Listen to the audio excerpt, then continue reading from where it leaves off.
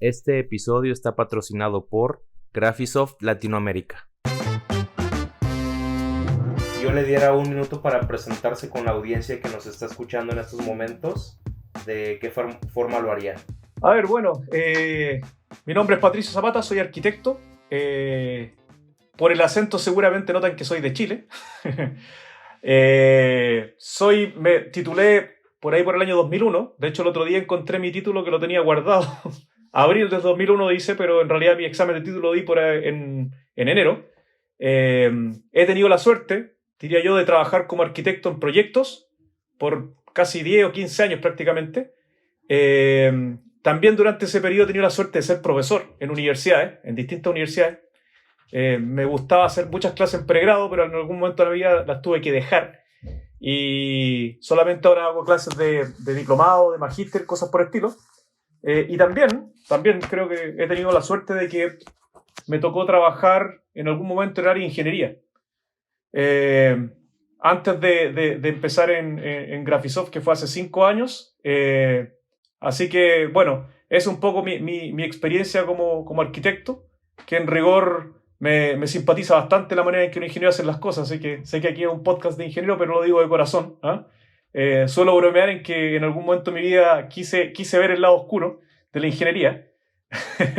Pero al final del día en realidad aprendí muchas cosas. Entonces, en ese sentido lo considero como una experiencia súper interesante y que de alguna manera me hizo cambiar un poco la perspectiva que yo tenía de la arquitectura. Perfecto. ¿Y qué le llamó la atención o sea, cómo fue su primer acercamiento a la arquitectura? ¿Cómo decidió estudiar o enfocarse en la arquitectura? Bueno, mi abuelo, que debe haber muerto hace unos 5 o 6 años, era carpintero, siempre lo iba haciendo cosas. Aparte, siempre vivía en una casa que era de autoconstrucción de mi padre, entonces en ese sentido siempre estuvo a medio camino, digamos. Y ahí yo creo que de alguna manera esas dos experiencias me llevaron a considerar la arquitectura como una opción. Eh, y yo creo que también me gustaba hacer cosas. Y en general en la arquitectura, y yo creo que también en la ingeniería y la construcción a uno le gusta hacer cosas. De hecho, yo cuando postulé a la universidad acá en Chile, postulé a lo que le llamo constructor civil, a ingeniero civil y arquitecto. Entonces, en general me gusta la construcción realmente, me gusta ver cómo se hacen las cosas, me gusta entender cómo las cosas operan. Yo creo que un poco de ahí nace esta aproximación a la arquitectura y por qué me gusta la arquitectura en particular. ¿Cómo fue su experiencia a grandes rasgos, su experiencia universitaria? O sea, ¿cómo fue la cuestión? Porque yo ya he platicado con diferentes arquitectos a lo largo en la historia de este podcast, y prácticamente todos llegan a la conclusión de que los saturan de demasiado trabajo, los primeros semestres, pues trabajo manual, incluso con el tema de las maquetas y demás,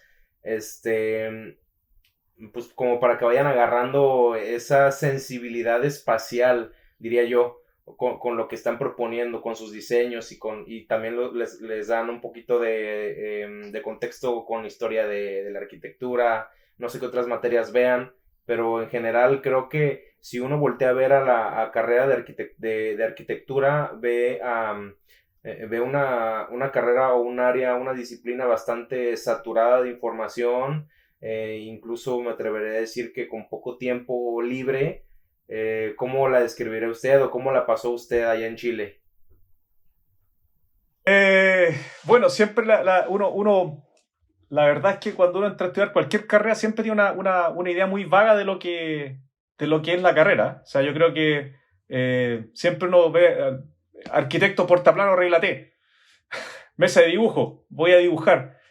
Y claro, es un poco eso, y tal como tú dices, el feedback es que en arquitectura, a veces, yo creo que llegué a tener 6 o 8 ramos anuales, porque en el fondo en mi época yo estudié con un régimen anual, no semestral.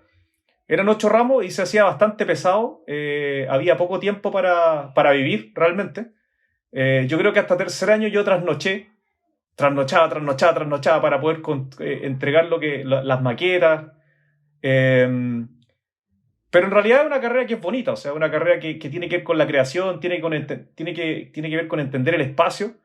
Y yo creo que más que el tema de hacer maquetas, que por ejemplo, yo soy súper crítico en ese sentido acá en Chile y de hecho, en general, me hago odioso a mis colegas porque yo digo que hacer maquetas es una pérdida de tiempo. O sea, hoy en día, el estar gastando cartón y dinero, porque en general es una carrera cara que tiene que ver con que hay que tener dinero para comprar materiales, es una pérdida de tiempo. Hasta tercer año, segundo año, yo diría que es relevante entregar formalmente como una maqueta, pero yo siento que en el fondo los profesores que de alguna manera enseñan el diseño, les gusta ver sufrir a sus alumnos, sienten que tienen que pasar por el trasnoche, por sacrificarse, por dejar a la familia en la fiesta, para poder ser un dios de la arquitectura. Eh, puede sonar Puede sonar raro, pero bueno, así lo veo yo. ¿Ah? Que yo creo que al ser digo, yo podría hacer la comparación directa con con una disciplina hermana de la arquitectura que es la ingeniería civil. Yo haciendo esa comparación, podría decir que tanto la arquitectura como ingeniería civil son carreras que involucran conocimientos de diferentes áreas, pudieran, ya en el campo, en las obras, en los proyectos, se involucra o se convive con diferentes disciplinas, o sea, convives en la obra tanto con ingenieros de diferentes especialidades, eléctricos, mecánicos, financieros, ingenieros especializados en el tema de la obra civil, infinidad de temas, ¿no? Que involucra un proyecto. Pudiera decir que es una carrera interdisciplinaria en el sentido de que tienes que tener diferentes enfoques. Tengo entendido que también a los arquitectos les dan materias de estructuras y de precios unitarios y de otras, o sea, como que tienen tintes de temas de ingeniería civil también. Entonces, Así es. Si yo le preguntara cuántas áreas de la arquitectura pudiera, pues, describirme, cuántas sería o cómo las describiría usted. Mira, tal como tú dices, hay de todo. El gran problema, o sea, y volviendo un poco a lo anterior y después para seguir con lo que tú me comentas, es que en general a los arquitectos se les genera una formación de bellas artes y se les forma pensando en el gran proyecto. Y la verdad que el gran proyecto a nadie le llega un gran proyecto recién saliendo de la universidad. Un shopping center, un mall, qué sé yo, un hotel de 30 pisos. A ningún arquitecto recién salido de la escuela le van a dar el proyecto, porque tiene que ver con manejo de recursos, tiene que ver con manejo de dinero. Y claro, efectivamente, como tú dices, nosotros tenemos una formación súper fuerte, que es la de taller, que es la de diseño, donde se diseña a distintas escalas, sobre presupuestos, sobre gestión de obras, sobre instalaciones, sobre estructuras. De hecho, también tenemos ramos de estructura que son con los que sufrí yo en particular. ¿Ah? Ya que le hice el quite a las matemáticas, la verdad es que yo le tenía terror a ingeniería porque veía a mi primo, a mi tío, a mi hermana estudiando ingeniería y los veía sufrir. Así que le hice el quite. Pero la verdad es que son conocimientos que son necesarios y que yo creo que deberían ahondarse mucho más en arquitectura. Porque realmente, tal como tú dices, es una carrera que al final del día se la juega en la interrelación entre las especialidades. Y en ese sentido, lo que yo veo es que los mejores arquitectos son los que se dan cuenta de que no están diseñando para ellos, sino que están diseñando para un cliente. Y que es una cuestión que a veces en la formación del arquitecto se pierde un poco de vista, o sea, se centra mucho en el objeto visual, en el espacio, pero sin aterrizarlo en términos de costos. De hecho, uno ve costos, pero en la práctica rara ve a un arquitecto responsable del costo de un proyecto. A no ser de que obviamente haya un contrato donde se le pide, pero en general no se preocupa mucho el costo. Entonces, ahí yo siento que en toda América Latina, diría que en toda la parte hispana, digamos, de América, como que la arquitectura se ve demasiado centrada en el arte y se deja muy de lado la construcción. Y para mí, o sea, por ejemplo, para mí un arquitecto es como un diseñador industrial. El diseñador industrial podría proponer un diseño, pero si no es capaz de decir cómo se construye, en realidad no debería tener el título. Y un poco en arquitectura pasa que se enseña a crear espacios, se enseña sobre cierta materialidad, pero nunca se hace responsable al arquitecto de cómo se tiene que hacer. Y yo creo que esa parte es la que, en cierta manera, yo eché de menos en mi formación y que después lo aprendí, obviamente, trabajando y a punta de errores, digamos. pero yo creo que es un tema que debiera enfrentarse, sobre todo hoy en día, donde en rigor arquitectura es una parte, dice lo que se tiene que hacer, y claro, eso es importante, pero hay una iteración entre todas las ingenierías para que el proyecto realmente sea factible. Y eso es lo que yo creo que no se enfoca, no existe. ¿Ah? Hay obviamente universidades que sí se han dado cuenta de eso y lo están cambiando, pero son muy pocas, son muy pocas. Sí, sí, de hecho, tal cual a ustedes como arquitectos los forman o como que tienen esa idea, más bien, tienen esa formación de que como ustedes son los representantes del proyecto en sí. Entonces, al final ustedes, digo, desde el principio ustedes son los que de la nada, prácticamente de la nada, ustedes generan una primera propuesta.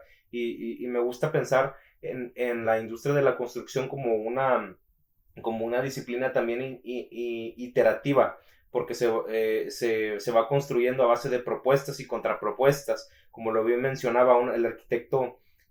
Si bien habrá algunos que sí vean aspectos económicos, la gran mayoría, la verdad es que están más enfocados en temas de diseño.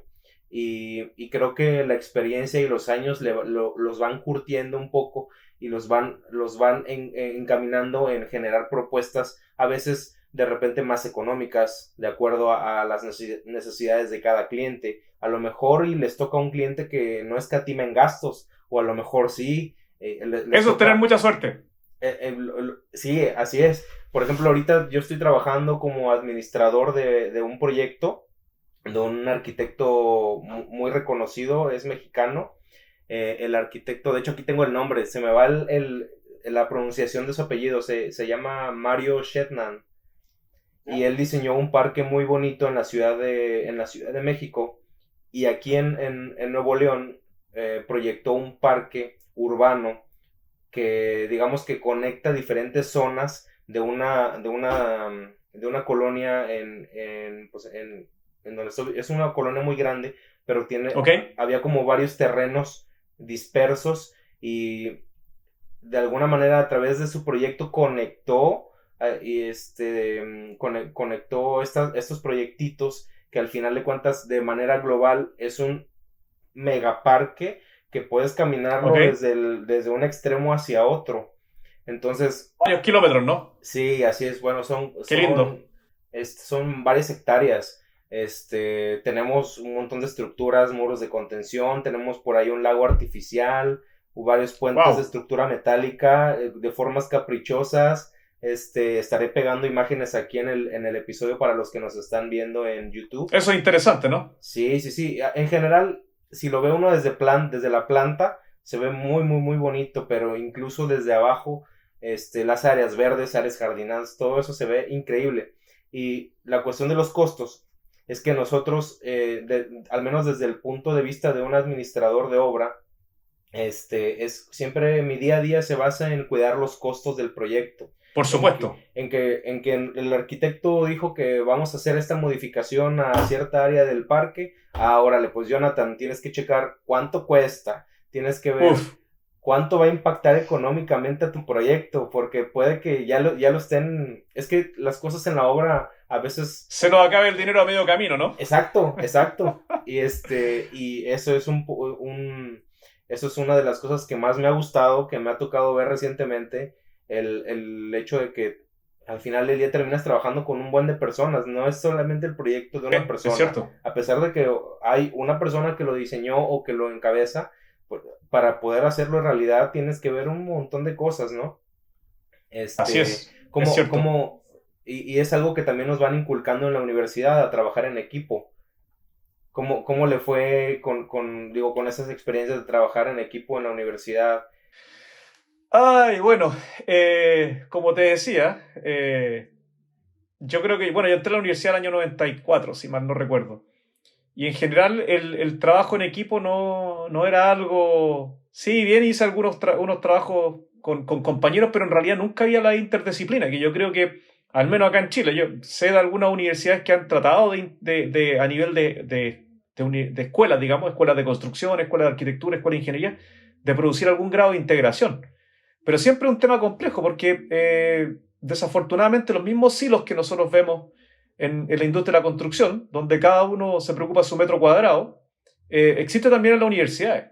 Y es claro, porque en el fondo uno se encuentra con gente que, no sé, estudió en los años 70, no lo sé, donde básicamente cada uno era propietario de su espacio, está todo bien definido, los errores eran parte del día a día, pero yo siento que hoy en día es un tema que es factible, técnicamente hablando, la tecnología lo habilita. Entonces, en realidad, yo creo que la universidad es el pensar en la especialización propiamente tal, que funciona como una unidad que nunca conversa con el resto, es lo más fatal que hay. O sea, de hecho, yo, por ejemplo, veo que los arquitectos que acá en Chile al menos son los más serios y los que tienen más éxito, son los que se preocupan de cómo se va a construir.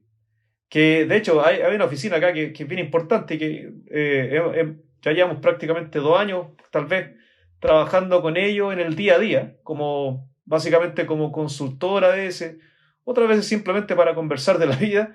Se preocupa del plano construido. Se preocupa de que el plano tenga las instrucciones precisas para que el que está en obra pueda ejecutar la obra de la mejor manera posible. Se preocupan del costo, son súper quisquillosos en eso. Y no por eso dejan de ser buenos arquitectos, que es lo más simpático. O sea, en el fondo hay gente que siente que de repente, no sé, la normativa a veces, que bueno, a veces la normativa es un poco tonta, pero en general siente que las reglas de la construcción, la modulación que por ejemplo acá en Chile de manos de Plan BIM se está de alguna manera implementando, el hecho de que las cosas tengan dimensiones precisas, lo sienten como un límite. Y la verdad es que yo siento que no es un límite. O sea, yo creo que tú también tienes la misma experiencia. Yo nunca tuve Legos, pero sí tenía unas piezas para armar que se llamaban Tente, que eran cajas de 2x2, 2x4, que sea altura 1 por, no sé. Y yo podía hacer cualquier cosa con eso. Entonces, en rigor, yo no siento que la modularidad sea un límite y tampoco siento que el hecho de preguntarle a otro profesional, y ahí, por ejemplo, fueron las cosas que yo vi en ingeniería, o sea, el preguntarle al de al lado, pedirle datos de entrada concreto, no era menoscabar. Y claro, acá a veces lo sienten como que nadie al arquitecto le pone el pie encima porque él es el que sabe todo. Eso no es así, o sea, uno no puede saber todo en este mundo. No. Uno siempre es ignorante en algo, siempre. Y yo creo que ahí el hecho de colaborar con la distinta ingeniería, obtener feedback, pero de una manera organizada, orquestada, no como competencia, es el camino que irá a llevar a hacer mejores proyectos, ¿ya? Proyectos que en el fondo, tal vez todo el dinero que se pierde a veces en mala gestión, se puede aprovechar en hacer mejores proyectos.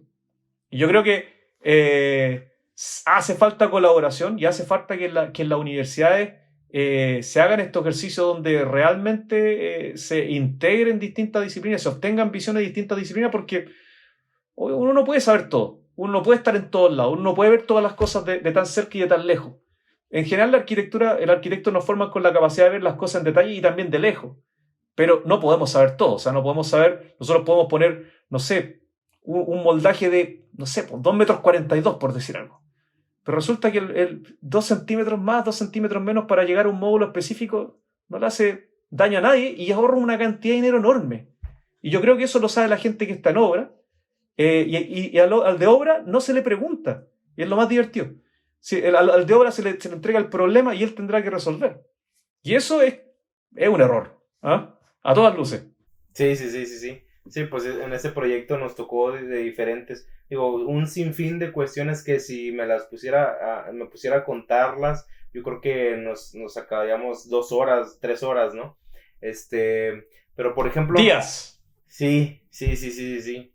Toda el sinfín de problemillas que nos toca resolver día a día, la verdad es que,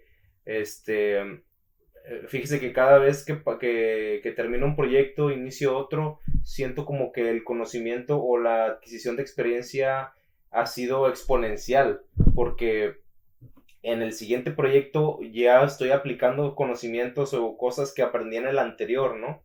Y no es de que inicie desde cero.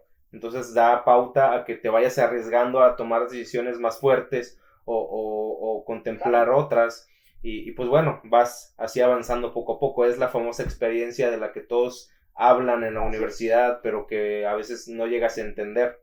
Y por ejemplo, ¿cómo fue su Así proceso? es. ¿Cómo fue su proceso de adquisición de experiencia? Por ejemplo, desde los primeros inicios, en sus primeros trabajos, ¿cómo fue eso? En cuestión de que cómo fue su primer acercamiento a la vida laboral, eh, aunando un poquito en la cuestión de la tecnología, cómo fue avanzando la utilización de nuevas metodologías de trabajo, cómo fue en su caso.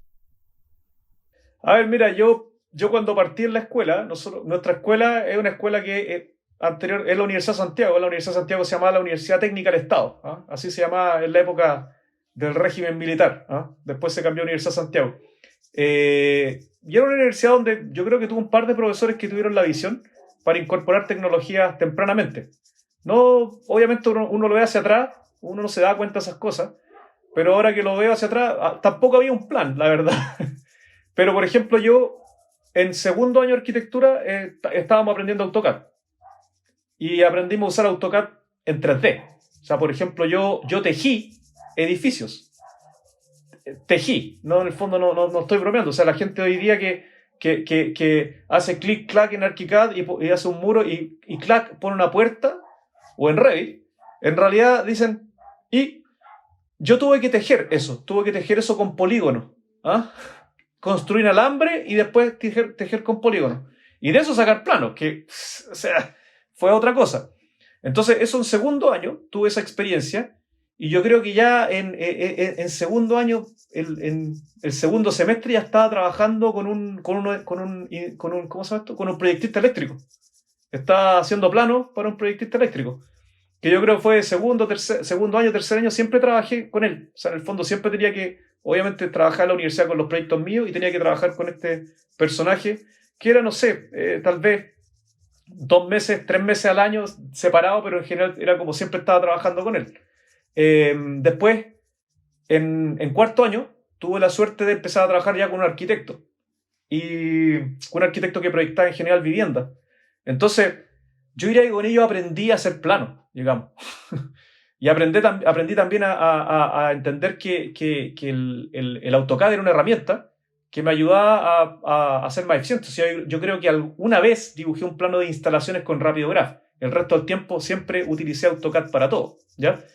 Yo diría que en el proyecto título decidí hacer un proyecto título bastante, ¿cómo decirlo? Todos mis compañeros se iban a la playa, al desierto a hacer proyectos, y yo quería hacer un proyecto en la ciudad. Contreras. ¿Ah? ¿Y cómo se llama esto? Y mi proyecto era complicado. Era un proyecto que en particular se resolvía en corte, más que en planta. Y realmente no lo veía. No era posible hacerlo con AutoCAD. No me resultaba. O sea, hacía un corte y me daba cuenta que estaba todo malo y tenía que volver a hacer el corte. Fue terrible. Casi hasta que me amenazaron de reprobarme. Hasta que descubrí ArchiCAD. Y cuando... bueno, esto no lo debería decir, pero en aquella época Graphisoft no tenía programa para estudiantes, así que instalé una versión pirata. Con crack y todas las cosas. Llegó a mí porque venía de regalo en un CD pirata de Photoshop, ¿no? Que era lo que más usábamos en la escuela para preparar láminas y cosas por el estilo.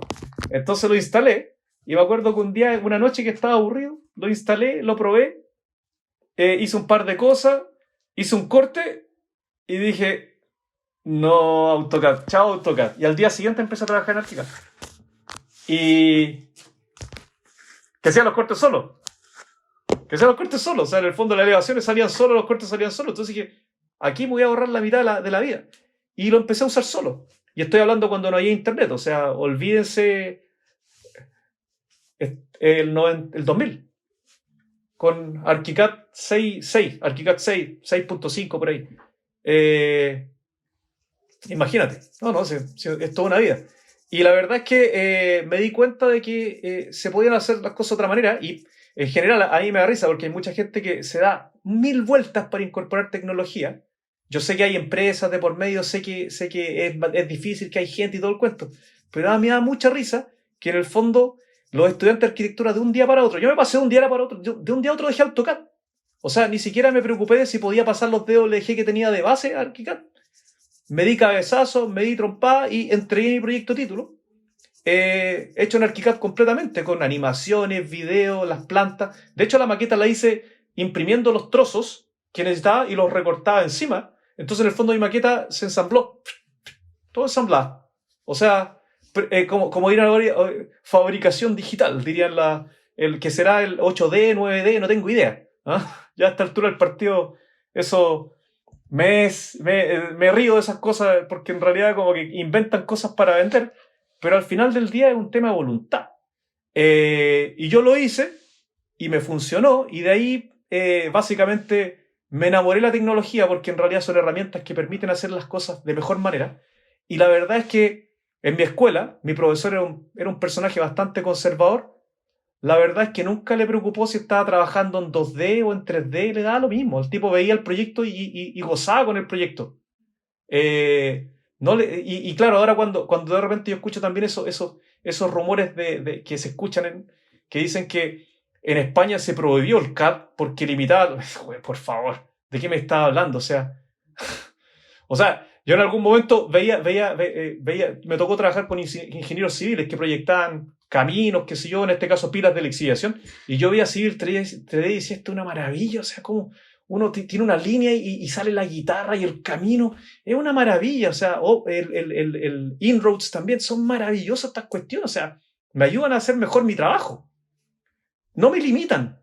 Si yo estoy limitado, obviamente cualquier cosa me limita, hasta un cartonero. Entonces, es como divertido que se pueda y que siempre se ha podido y que la gente se tanta vuelta en no hacerlo, o sea, y que sean tan reacios a incorporar tecnología. O sea, no es una cuestión que no me entra en la cabeza. Y a mí, en el fondo, para mí la tecnología es un tema que hay que analizarlo, obviamente. Hay que ver el costo, que es razonable. Pero es cosa de ver que todos la usan y funciona. Entonces, ¿por qué no? ¿Ah? Y al ver que el uso de este software de alguna manera novedoso y que prácticamente muy pocas personas lo utilizaban, digo, llevo diferentes pláticas alrededor del tema BIM porque también en su momento me llamó mucho la atención. Y más o menos me voy dando una idea de cómo fue el acercamiento de las personas que actualmente están involucradas en proyectos ya utilizando esta metodología de trabajo y software especializado y que te facilita muchísimo la vida y te ayuda a optimizar tus tiempos y demás.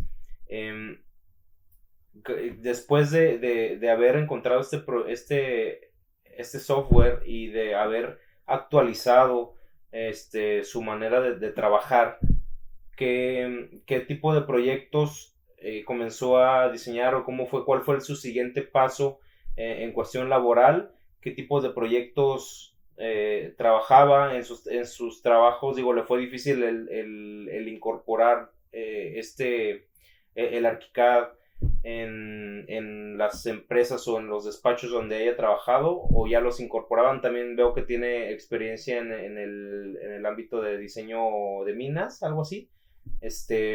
¿Qué cosas diseñaba, por ejemplo? A ver, mira, yo cuando salí de la universidad entré a trabajar en una oficina, no me costó, o sea, yo quería tener unas vacaciones, pero en realidad di el examen en enero y en febrero un profesor me dijo, aquí hay un dato, a trabajar, compadre. Y empecé a trabajar inmediatamente, o sea, ni siquiera busqué. Tuve la suerte de que tenía un buen profesor ahí que hasta el día de hoy nos mantenemos en contacto. Y me tocó trabajar haciendo colegio, ¿no? Y de alguna manera liderando un taller, digamos. Pero ahí trabajé en AutoCAD en 2D. Y por más que intenté, le decía a mi jefe, oye, trabajemos en esto.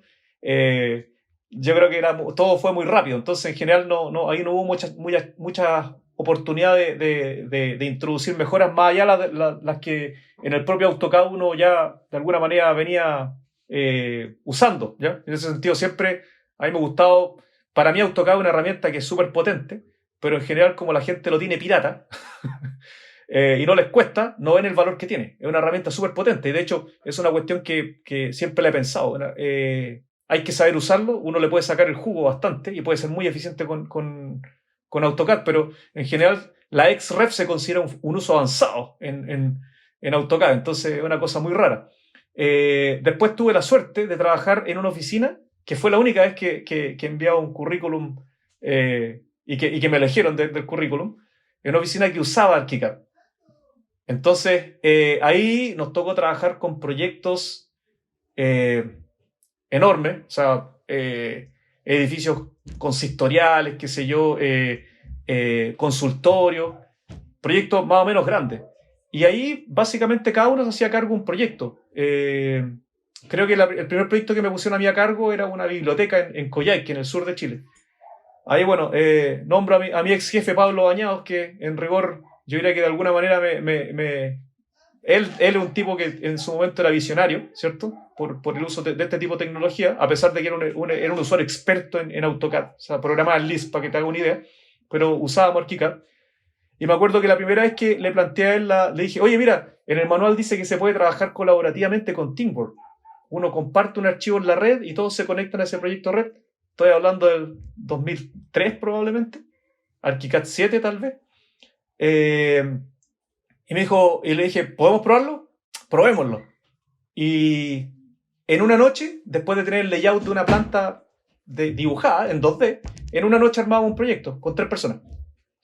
Entonces, en rigor, esa fue una experiencia súper interesante y obviamente después, en cualquier proyecto, cuando trabajaba, después dejé esa oficina que soy hoy, trabajando más que nada en vivienda, en cualquier caso, siempre usando ArchiCAD, pero en aquel momento, a pesar de que eran modelos inteligentes, los cortes de toleración, en realidad el tema de los datos no era tan relevante, entonces resultaba muy difícil convencer a la gente de que trabajando así era mejor, porque al final del día había que entregar un DWG. Y ese es un dolor de cabeza siempre en software BIM y la gente que no sabe esto no lo entiende. O sea, no hay ningún software que genere DWG puros como le gusta trabajar a la gente en AutoCAD. Entonces era un dolor de cabeza, qué sé yo. Pero al final del día, por suerte, en el fondo apareció este concepto de BIM, ¿cierto? Que en algún momento el edificio virtual, y en ese sentido cambió. Ahora, eso es más en la parte de ingeniería. En algún momento me aburrí la arquitectura, esencialmente porque lo sentía mucha pérdida de tiempo, mucha iteración, mucho gusto. En el fondo son las cuestiones que la arquitectura tiene que saber leerle la mente al mandante para saber lo que quiere, es un dolor de cabeza. Y ahí fue cuando dije, no, voy a tratar de probar en ingeniería. Antes de eso trabajé obviamente con la competencia, con Autodesk, un tiempo ahí tengo harto amigo en todo caso. Trabajé con ellos. Y de ahí tuve la chance de irme a trabajar en una empresa de ingeniería. Y el tipo de proyectos que desarrollábamos eran proyectos tú sabes que en Chile el cobre es lo que nos da de comer, o la principal fuente de ingresos para Chile. Entonces me tocó trabajar en proyectos de minería, donde básicamente yo estaba trabajando para el departamento de ingeniería mecánica y donde me tocó utilizar una cosa que en su momento yo leía ProjectWise, no tenía idea qué era. Y me dijeron, oye, ¿sabes hacer modelos 3D en AutoCAD? Psst, AutoCAD es mi segundo nombre. Sí, porque necesitamos que modeles máquina, que modele equipo. Ningún problema, yo me voy para eso. Llegué allá y resulta que, claro, no era AutoCAD, era Autoplant. y lo que menos hice fue equipos, porque también me tocó administrar ProjectWise, que lo tuve que aprender ahí, obviamente, con mi jefe que era australiano, Anuj Anand, en todo caso, que ahora está en Canadá.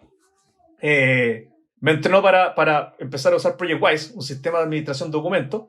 Era el administrador del sistema y aparte tenía que estar a cargo de Autoplant, que en rigor es un sistema, es un AutoCAD que tiene encima un sistema de base de datos, qué sé yo, de diseño inteligente. Algo así como BIM, pero un poquito más antiguo, diría yo, pero también en muchos aspectos mucho más sólido, pero el mismo concepto. Y ahí ProjectWise es de Bentley. Ahí es donde completé la tercera parte. Graphisoft, Autodesk, Bentley. Y pude usar software de Bentley porque en general cuesta conseguirlo por ahí. No es muy usado, entonces cuesta probarlo. Y en general yo trabajaba con la gente con los ingenieros civiles que diseñaban las pilas y que en aquella época usaban Civil 3D. Después también intentaron implementar Inroads.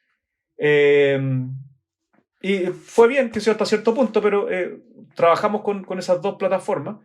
Y también con la parte, con los ingenieros mecánicos en el diseño de sistemas de piping, de impulsión de ácido, qué sé yo, todo ese tipo de cosas, el riego de las pilas, etcétera, todo eso lo hacíamos de manera inteligente en esta empresa. Entonces, ahí me tocó ver una máquina afinada funcionando bien.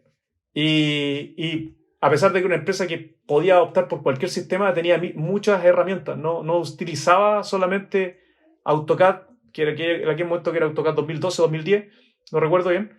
Utilizaba software de Bentley, utilizaba software de empresas de modelamiento o sea, usaban cualquier software, no usaban un solo software. Entonces, ahí también hay otro mito. La gente piensa que uno puede encontrar en una casa desarrolladora todas las soluciones, pero no están todas las soluciones. De hecho, por ejemplo, nosotros en la parte eléctrica no teníamos realmente una solución para que el ingeniero eléctrico pueda diseñar. No nos servía la parte de Bentley para eso, entonces se utilizaban otras herramientas, pero sí, por ejemplo, para los PNID sí que utilizábamos herramientas de Bentley, pero también utilizábamos AutoCAD. De hecho, por ejemplo, en algún momento ahí me tocó coordinar con Navisworks 2010 algunos proyectos en ello. De hecho, el sistema producía automáticamente los archivos NWS a partir de los DWG que se hacían con Autoplant y con ¿cómo se llama esto? Y con AutoCAD. Y de hecho también usábamos ProStructures que corría sobre AutoCAD. O sea, una mezcla de software. Y al final el resultado era tremendo. O sea, ahí me tocó estar en Perú en su momento por un proyecto para implementar ProjectWise en Perú. Por un proyecto que se llama Constancia. Y Constancia después fue premiado por Bentley por la integración que hizo todas las herramientas. Con equipos trabajando en Canadá, en Chile, en Perú, en Brisbane, en Perth, en todos lados. Entonces, se puede. ¿Ah? Un solo proveedor de software, no lo sé. La verdad es que no me trago ese cuento de estos entornos cerrados. Y eso son las cosas que aprendí. O sea, vi una máquina aceitada funcionando completamente. Sé que se puede, pero hay que meterle plata, hay que meterle esfuerzo y hay que tener claro dónde quiero ir. Y es una cosa que yo creo que no está mal decir. Creer que yo compro un software y tengo superpoderes al día siguiente, no. Hay que meterle tiempo, hay que meterle esfuerzo, pero hay que tener visión también.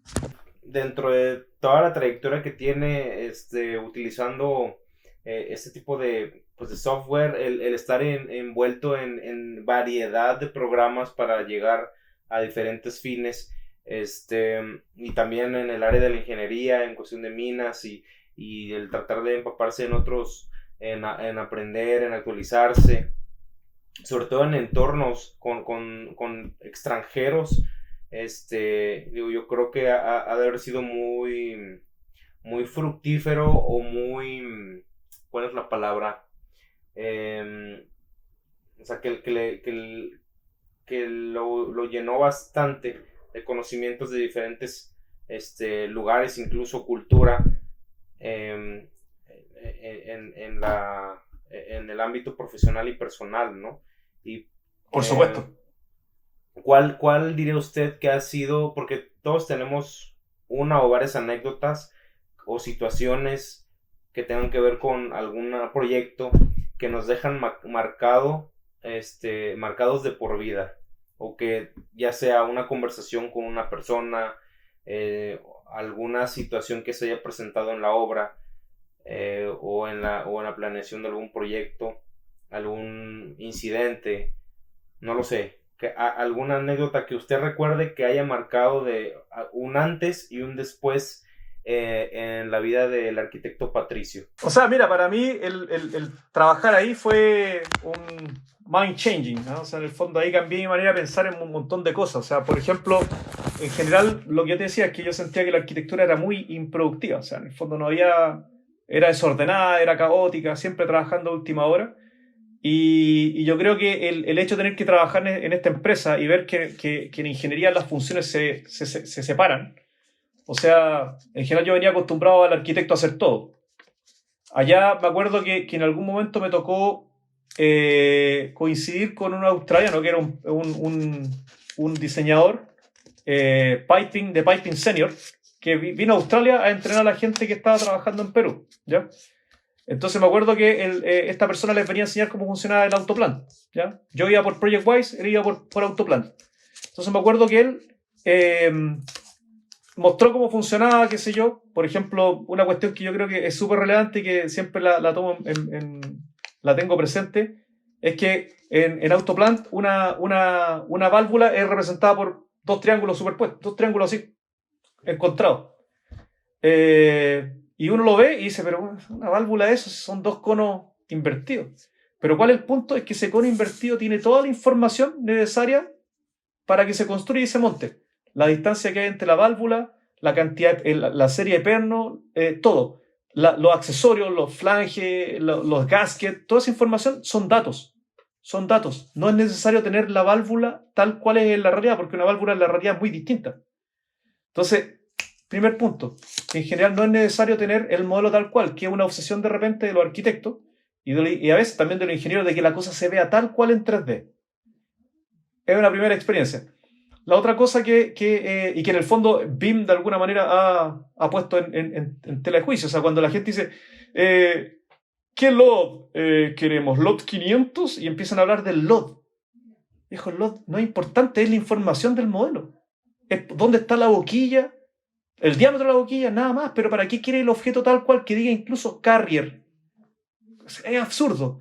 Pero claro, hacerle entender eso a la gente que no estuvo donde yo estuve es bien difícil. Obviamente siempre trato de transmitirlo. Es una primera cosa. Que este personaje ponía la válvula así y decía, y también la puedo poner así. Pero en realidad así es mejor, y es lo mismo. Entonces intercambiaba las representaciones del modelo básicamente en función del desempeño.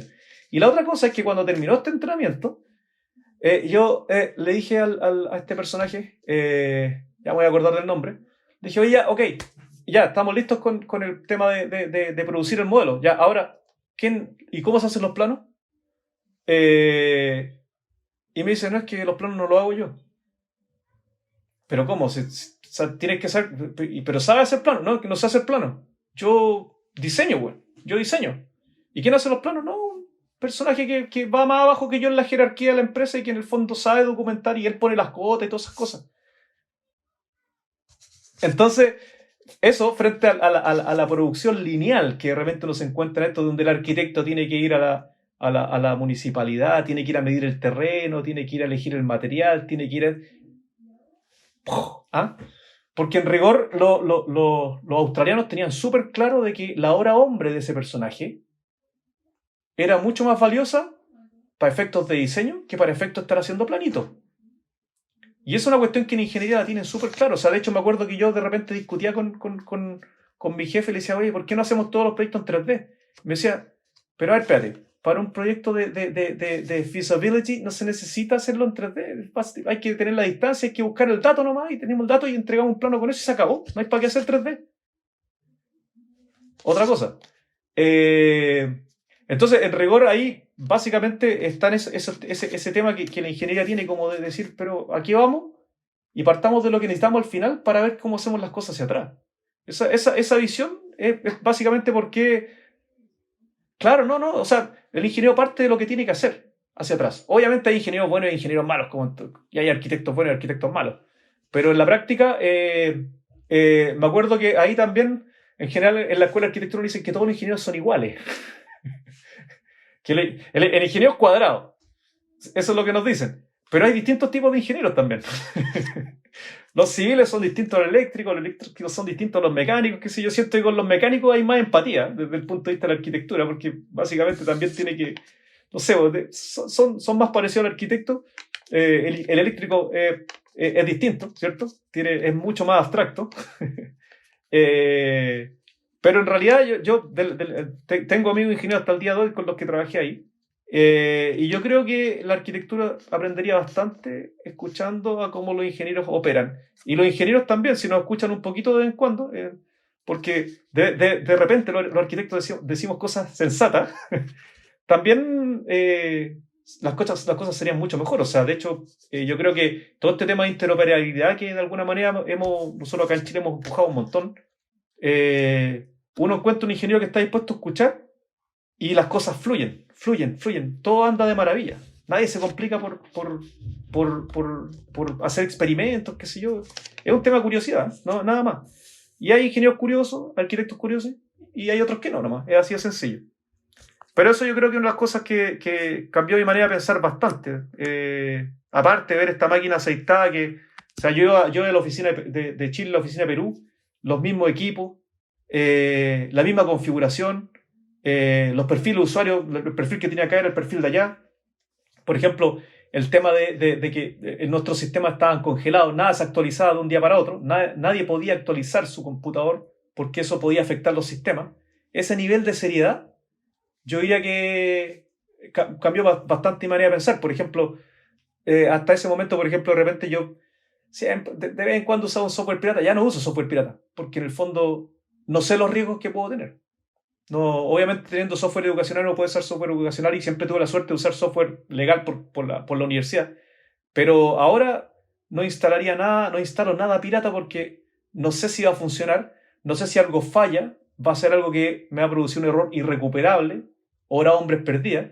Entonces ahí Windows, una configuración probada de un equipo en términos de hardware, porque también tengo hartas historias con respecto al hardware, y también herramientas legales, qué sé yo, porque si no, realmente es un riesgo enorme. Y lo que uno vende como ingeniero, como arquitecto, es información. Y con eso no se juega. Sí, así es. ¿Y actualmente a qué se dedica?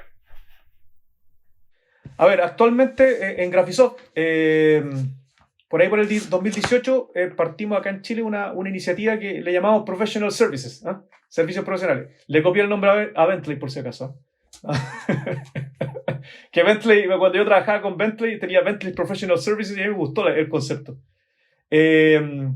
Somos dos personas nada más, obviamente tenemos a uno que otro externo por ahí que nos ayuda, pero básicamente lo que hacemos es tratar de transmitir la manera correcta de implementar sistemas. Eso obviamente es contracomercial, porque en rigor esto no se trata de cambiar un software y, como te decía, ser productivo al día siguiente, sino que implica un cambio que no es sencillo, un cambio que tiene que ver con digitalización y que afecta a muchas partes. O sea, no es solamente de que ahora todo va a ser digital, sino que implica que los procesos cambian, hay cosas que son más rápidas, hay cosas que son más lentas, hay cosas que hay que diseñar. Y un poco eso es lo que hacemos en el día a día, o sea, tratar de ayudar a la empresa en eso, que a veces pasa por entrenamiento, pero también pasa por mucho proceso de ingeniería inversa, entender qué es lo que hacen las empresas y por qué lo hacen. Y ponerle orden a eso, porque en general el orden no existe. O sea, de hecho, por ejemplo, cuando tú recién comentabas el tema de lo que se aprende en obra, eso se aprende, lo aprendes tú, pero rara vez lo documentas. Entonces, si tú te vas de esa empresa, toda esa experiencia se va. Y yo creo que a esta altura del partido, las empresas que quieren ser exitosas tienen que entender que no pueden depender en las personas. O sea, no. Independiente que obviamente las personas son súper importantes, pero no puede pretender que una empresa mantenga continuidad operativa si es que no es capaz de levantar procedimientos, estándares, que una de las cosas que, por ejemplo, ahí en Ausenco teníamos estándares para todo, que es la empresa, ahí se me salió el nombre, la empresa en la que trabajé, teníamos estándares para todo estaba normado, todo estaba definido, porque las cosas tienen que resultar siempre bien. Entonces yo creo que es una de las cosas que de alguna manera a la gente no le gusta, en la industria de la construcción no les gusta, porque de alguna manera pierden poder. Si documentan lo que hacen y cómo lo hacen, se pierde poder. Ya dejan de depender de uno. Pero la verdad es que es importante porque si no está documentado cómo se colabora, cómo se intercambia información y no hay registro de eso ni trazabilidad, realmente un problema. Un poco eso es lo que nosotros hacemos y obviamente en el día a día también de vez en cuando uno tiene que ayudar a un cliente que tiene un problema a veces tonto, a veces un problema que tiene que ver con flujo de trabajo. ¿Ya? Eso es lo que hacemos acá. Perfecto.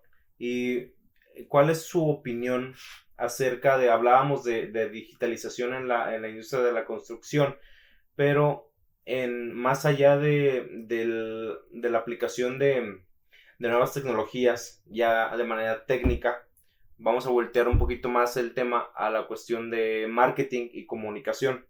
Hoy en día estamos saturadísimos de información, y todos nos lo venden a través de los celulares. que hay, pues tiene sus pros y sus contras, pero por ejemplo para alguien, hablando de mí, para alguien que de alguna manera a la par de su carrera como ingeniero civil, ejerciendo su carrera, pues también hago un poco de esto, de la creación de contenido y poder vender Difusión. pues sí, tus contenidos a través de la divulgación en redes sociales. Y pues prácticamente es estar de entrada crearte una imagen, o sea, una imagen profesional tuya y poder venderla a través de las redes sociales. Y también creo que ya hay un área de oportunidad que muchas empresas están aprovechando porque prácticamente la mayor parte del tiempo todos estamos, nuestra atención está fija en una pantalla, o sea, ya sea en tu celular, en tu computadora, en tu tableta, incluso en los espectaculares, ¿no? Que vamos camino al trabajo, vemos los anuncios gigantes, ¿no? A través de la ciudad. Y pues todo el tiempo están tratando de vendernos algo, ¿no? Y por ahí entra el arte de poder estar creando contenido, no solamente para vender, sino para ayudar a las personas, ¿no? Que es igual parte parte de lo que tratamos de hacer a través de este esfuerzo de crear conversaciones con diferentes personajes dentro de la industria de la construcción. Eso es parte de lo que a mí, en lo personal, a mí me gusta mucho, el absorber esas ideas que hay. Ahorita estoy platicando con usted que está en Chile. En alguna ocasión platiqué con algún arquitecto de Argentina, otros de Colombia, también tengo conocidos en Perú. Entonces poquito a poquito pues vas como que absorbiendo esa información y cómo se va manejando pues todo esto, ¿no? Todo este mundillo de las redes sociales y de la divulgación de conocimiento.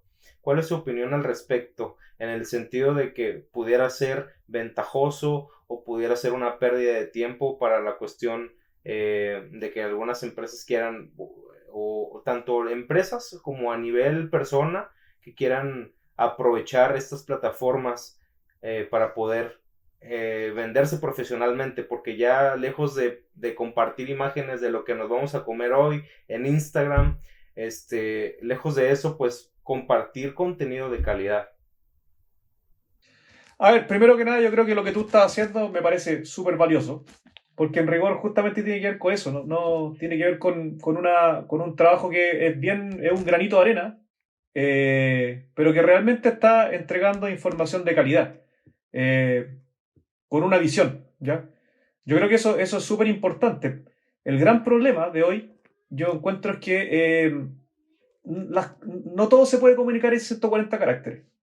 Y ahí de repente o sea, yo en general soy bastante, a pesar de que en el fondo me encanta la empresa en la que trabajo y me gusta la tecnología, en estricto rigor tengo una carrera como profesor, entonces no puedo mentir. No puedo mentir porque tarde o temprano me sale un alumno: "Oye, usted dijo esto en la clase y ahora está diciendo esto otro. ¿Qué onda?". Y es lo único que tengo, ¿eh? Eso es lo único que tengo, así que no puedo mentir. Y en general, cuando uno ve el marketing que se hace en entornos BIM, es súper nocivo. O sea, es súper nocivo. Esa sobresimplificación que, claro, en realidad es como para que lo entienda, como decimos en Chile, la gallada, cualquiera lo entienda, de hablar del 4D, el 5D, el 6D, el 7D, el 8D, y hasta que al final ya a mí me aburre. Realmente me aburre porque en rigor es sobresimplificar algo que es un trabajo que no debería ser.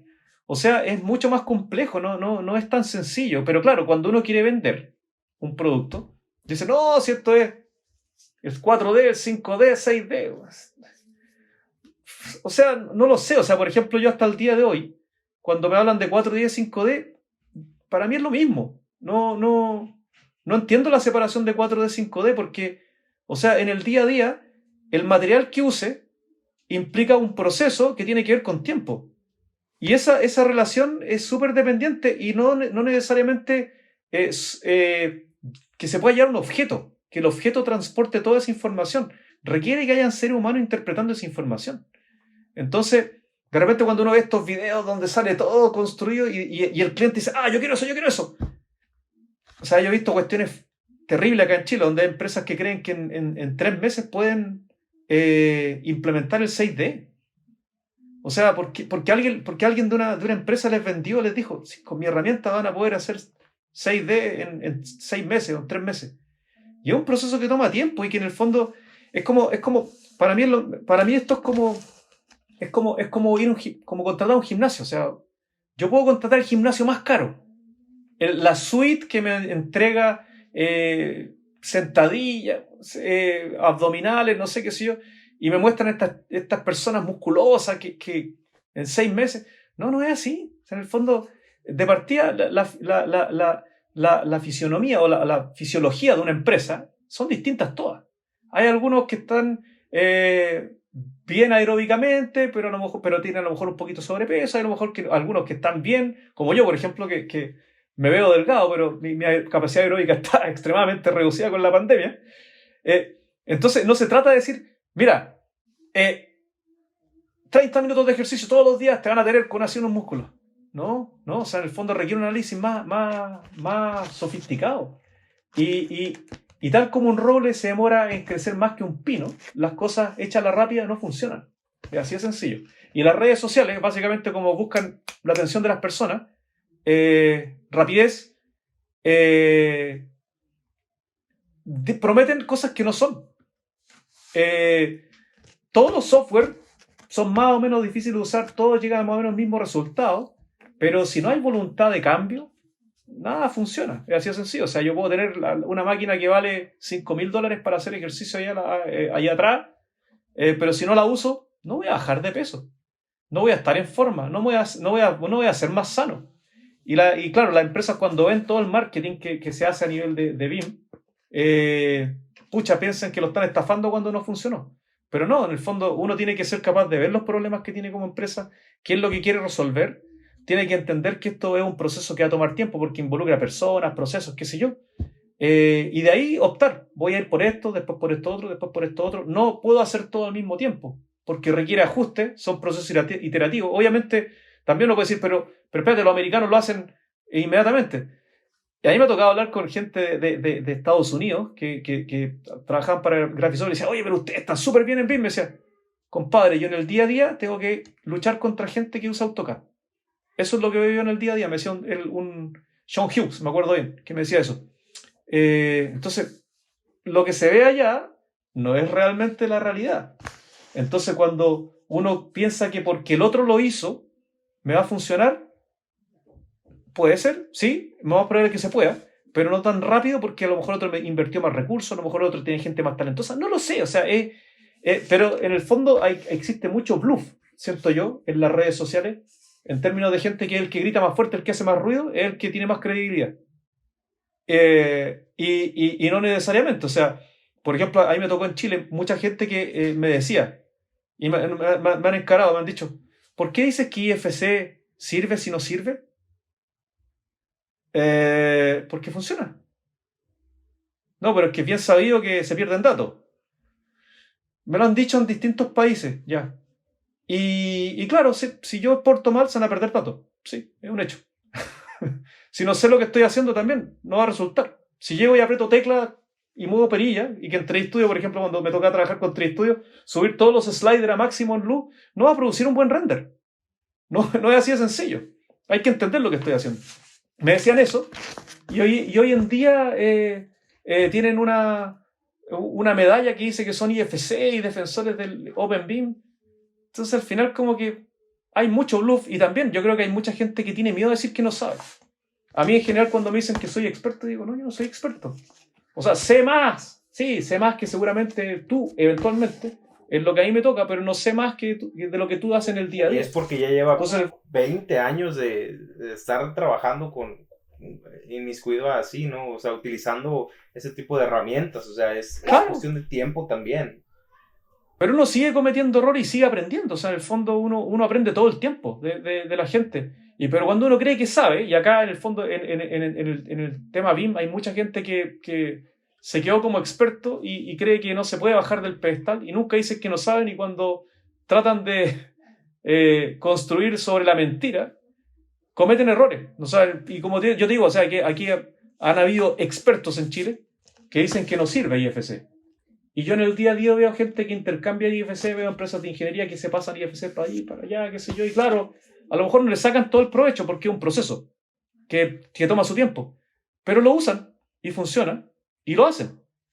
Entonces, obviamente no es perfecto porque la tecnología todo el día está cambiando y mejorando, pero yo sé que es difícil para la gente encontrar en las redes sociales alguien que realmente hable de verdad y que diga las cosas como son, y en ese sentido creo que lo que tú haces es un aporte en ese sentido, pero claro, el problema es que también tienes que hacer marketing para que te conozcan y para que te vean. Entonces al final Deje usted terrible, es terrible. Deje usted el marketing, la constancia, o sea, este podcast en teoría debería estar sacando un episodio cada semana y el tiempo no me da, digo, este podcast es una persona nada más y estoy prácticamente, es como el hombre orquesta. One Man Band, ¿eh? Sí, sí, De sí. Pixar. Sí, prácticamente. Entonces, Sí, literalmente tengo 3 dispositivos aquí que estoy cuidando, tengo una cámara acá, estoy checando el audio y a la vez estoy pensando en qué pregunta voy a hacer, ¿verdad?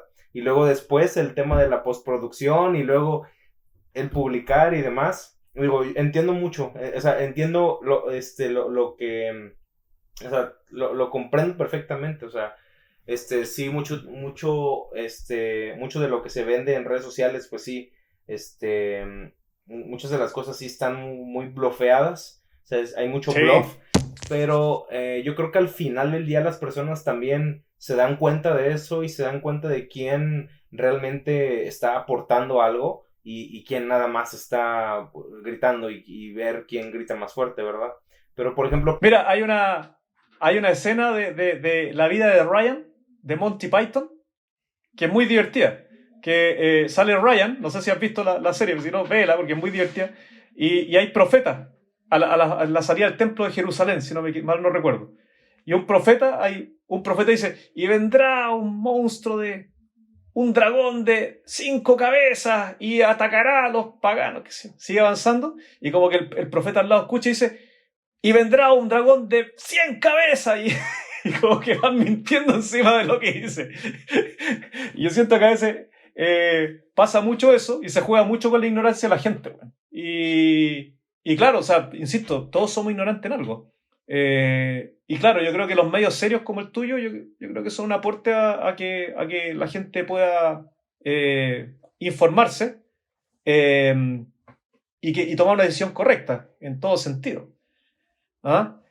Así que eso siempre No, de todas maneras, o sea, y yo también, o sea, yo me acuerdo que tengo algunos videos en YouTube por ahí dando vueltas y me encanta porque en el fondo es una tontera, pero sentir que lo que uno hizo, a alguien le sirve y que te dé las gracias, es algo súper humano, ¿eh? Uno como que siente que valió la pena, pero hay que tener mucho tiempo. Y yo, de hecho, hace tiempo que no hago un video en YouTube justamente porque hacerlo bien toma tiempo, requiere mucho esfuerzo. Y por ejemplo, ya para ir terminando este episodio, me gustaría que para las personas que nos estén escuchando, algún consejo que usted le pudiera dar a esa persona que, por ejemplo, yo casi siempre doy esa analogía o ese ejemplo de que yo me imagino al escucha, a la persona que está del otro lado del micrófono, algún estudiante que va camino a la escuela o en alguna actividad que sea rutinaria y esté escuchando cada uno de los episodios, ¿no? Que está como que en ese proceso de que ver pues hacia dónde va a enfocar sus esfuerzos futuros, ¿no? Pues algún consejo que usted le pudiera dar a las personas que estén interesadas en este nuevo, porque digo, la industria de la construcción ahorita es implementar BIM, o sea, sí o sí a corto y mediano plazo es implementar esta metodología de trabajo ya de forma estandarizada a través de los proyectos de inicio, los gubernamentales y también los de iniciativa privada. Pero, por ejemplo, ¿qué consejo le daría a esas personas que no saben a dónde enfocar sus esfuerzos o que de repente quisieran motivarse a seguir, ya sea estudiando arquitectura o ingeniería civil o alguna carrera afín a la construcción? A ver, la industria de la construcción yo encuentro que es importante en todos los países, porque en realidad mueve mucho, mucho dinero, hay muchos recursos involucrados. Así que yo creo que es una buena edición de partida. O sea, cualquier área de ingeniería, arquitectura, siempre. Y si uno siente que quiere hacer cosas, yo creo que es una buena elección. Ahora, para efectos de mientras estén estudiando, yo creo que hay una cuestión que uno tiene que aprender a escuchar. O sea, por ejemplo, eh, a veces uno se queda con prejuicios, qué sé yo, pero si uno escucha lo que el otro necesita, eh, y lo trata de entender, o sea, tener algún grado de empatía, ponerse en el lugar del otro para entender por qué pide ciertas cosas y por qué las necesita, es una cuestión que es súper necesaria para la industria de la construcción que va a haber en el futuro. Porque hoy en día eh, la tecnología admite que se colabore abiertamente, que no estemos entregando planos, qué sé yo. O sea, yo creo que algún día los planos no van a existir, no me imagino cómo, obviamente, pero algún día van a dejar de existir y no van a ser la moneda de cambio que hoy en día tenemos. Y que consume mucho tiempo, dicho sea de paso. O sea, el plano consume muchos recursos, se ve como la realidad absoluta, pero en realidad hay otras maneras de hacer las cosas. Entonces, en ese sentido, la capacidad de colaborar, la capacidad de empatizar con el que está al lado, de entender las necesidades con el que está al lado y de no dejar de aprender, yo creo que son fundamentales. Porque, o sea, por ejemplo, yo cuando estudié, yo pensaba que iba a estudiar arquitectura y listo, se acabó. Pero la verdad es que o sea, yo todo el tiempo estoy estudiando. No, todo el tiempo estoy leyendo porque no me gusta eh, que me pillen sin saber o tener una postura con respecto a un tema. Entonces es una cuestión que les va a seguir pasando. Y eso, obviamente, en Internet uno encuentra todo hoy en día. Es muy difícil discriminar lo que es cierto de lo que, de lo que no. Pero la información está ahí y hay mucha gente buena que quiere transmitir su experiencia. Siempre hay, siempre hay. Entonces, en ese sentido, yo creo que primero aprender a colaborar, trabajar en conjunto, no pensar que el profesional que está al lado mío era un enemigo. A veces, obviamente, hay rivalidad de cosas por el estilo. Eh, el escuchar atentamente y obviamente el aprender y el no cerrarse ¿cómo se llama esto? A nuevas tecnologías, ¿ya? Obviamente toda la tecnología tiene un costo, entonces uno no puede llegar y decir, vamos a usar nubes de punto acá porque a lo mejor el proyecto no lo admite. Pero sí está la tecnología y uno tiene que conocerla, porque si uno no se queda en el pasado, y acá es muy fácil quedarse en el pasado, o sea, hay que estar permanentemente viendo qué cosas hay, eh, porque todos los días sale algo nuevo. Y obviamente a veces son tecnologías preview, a veces son tecnologías más serias, pero claro, eso cuando uno tiene que empezar a usarla, uno tiene que hacer ese análisis, si realmente una tecnología es estable o no, porque realmente hay mucho dando vuelta ahí y la industria de la construcción necesita gente que aporte a que las cosas se hagan mejor, porque se pueden hacer mejor. O sea, una buena planificación que considere todas las aristas de un proyecto, se puede. Y de hecho, no sé si alguien lo ha discutido en tu podcast, pero el tema del IPD, de la entrega integrada de proyectos, en Estados Unidos hay empresas que lo hacen que les funciona bastante bien. Obviamente hay aspectos legales, hay un montón de cosas que darle vuelta más allá de simplemente usar el Big Room para compartir modelos. Pero se puede. Y yo creo que se necesita gente que tenga ganas de cambiar, pero nunca hay que olvidar que los viejos, los que están antes que uno, tienen mucha experiencia. A veces experiencia que está equivocada y que en el fondo los tipos saben que, o sea, intentaron hacerlo alguna vez y no se pudo, pero si uno lo escucha atentamente, uno puede darle una vuelta y tal vez se puede avanzar un poquito, un poquito. Los cambios radicales no existen. O sea, las revoluciones no existen. ¿Ah? Las revoluciones mueren gente habitualmente. No queremos que muera gente en la industria. ¿Ah? Así es. Pero eso creo que es súper relevante. ¿Ah? Perfecto, pues muchísimas gracias, arquitecto, por habernos acompañado en este episodio, por transmitir sus experiencias, su historia de vida y sus consejos, que yo me quedo mucho con muchas de las cosas que dijo. Yo valoro muchísimo, muchísimo el tiempo que invierten los invitados en cada uno de los episodios, y de verdad, estoy muy agradecido por el apoyo y por habernos acompañado en un episodio más. ¿De qué manera lo pueden encontrar en redes sociales o algún medio de contacto por si alguna persona tiene alguna duda o quisiera consultar algún punto especial dentro de la conversación. Lo más rápido, correo electrónico. pzapata@graphisoft.com. Y bueno, te agradezco la invitación también me he entretenido bastante hoy. Así que no es terrible. Y obviamente, como tú dices, o sea, cuando uno siente que a lo mejor puede ayudar a alguien, en realidad no nos hace terrible. Bueno, pues muchas gracias a ti que nos estés escuchando desde el otro lado de los micrófonos. Un saludo desde México y desde Chile. Muchísimas gracias por acompañarnos en un episodio más de tu podcast, Platicando con los Inges. Hasta aquí llegó el episodio de esta semana. Espero que lo hayas disfrutado tanto como yo. Muchísimas gracias por tu tiempo, por tu apoyo, y aprovecho para recordarte que visites nuestro sitio web www.todocivil.com, en donde encontrarás más información, más anécdotas, más historias, más experiencias de la mano de los profesionistas que componemos o que representamos la industria hoy en día. No sé desde dónde me escuches, pero por si las dudas, yo me despido con los buenos días, buenas tardes o buenas noches.